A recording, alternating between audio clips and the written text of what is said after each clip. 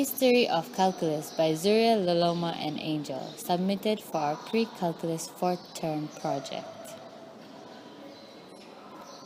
Calculus is said to have started with its two founders, Sir Isaac Newton and Gottfried Leibniz, but actually, the first components of calculus were discovered by the ancient Greeks in the BCs. Archimedes is famous for a lot of things, including inventing the Archimedes screw that moved water uphill and destroying enemy ships with just mirrors.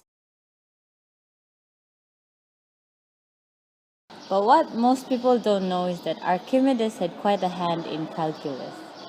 Archimedes was among the first to find the area under a parabola. He did this by using continually decreasing triangles to fill up the empty space in an infinite series.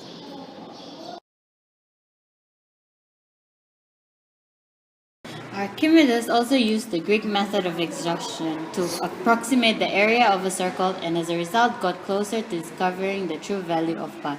You can see how much Archimedes has contributed to calculus. Special feature time! While researching about the history of calculus, we found a weird but interesting concept. Another Greek, Zeno of Elea, came up with a way to understand the concept of infinity by concluding that it is impossible to move from one spot to another. You might say, but I walk all the time. How can it be impossible to move? Well, Zeno of Elea concluded that to walk from point A to B, you have to go through the halfway point between them, or B1.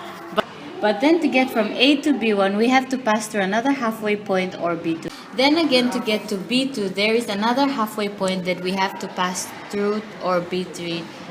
This continues on and on. Thus, Zeno concluded you have to pass through an infinity of halfway points, and thus one could never get to point B. Let's go back to the history of calculus. Johannes Kepler was a well-known mathematician and astronomer in his day. His contribution to calculus was finding the area of a circle or ellipse by just using a sum of lines.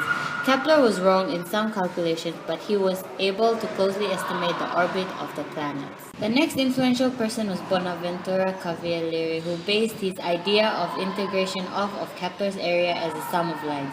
It was called as a method of indivisibles. In here, he showed that the integral of x to the exponent of n from 0 to a is a with the exponent of n plus 1 over n plus 1.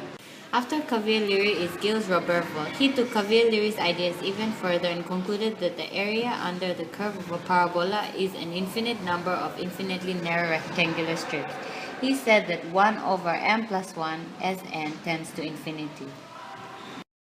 The last of the influential figures in calculus before Newton and Leibniz we will show today is Pierre de Fermat. He discovered the method of finding maxima and minima, which is setting derivatives equal to 0.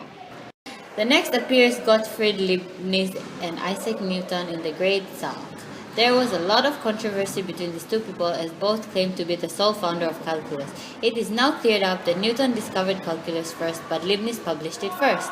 Thus, people now see them as the two founders of calculus and not as black and white, but as yin-yang. The last person we will talk about today is Augustin Louis Cauchy. He did extensive work on clarifying and validating the calculations and theories of these early mathematicians.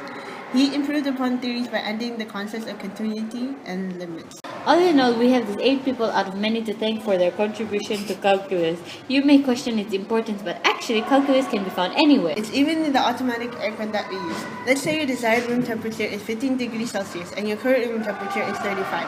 At first, the cool air coming in will come at a constant rate, but then it becomes faster and will pass 15 degrees Celsius and reach 12 degrees.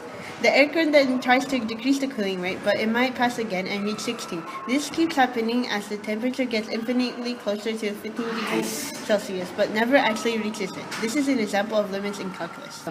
This is the end of our math video. Thank you for watching with us.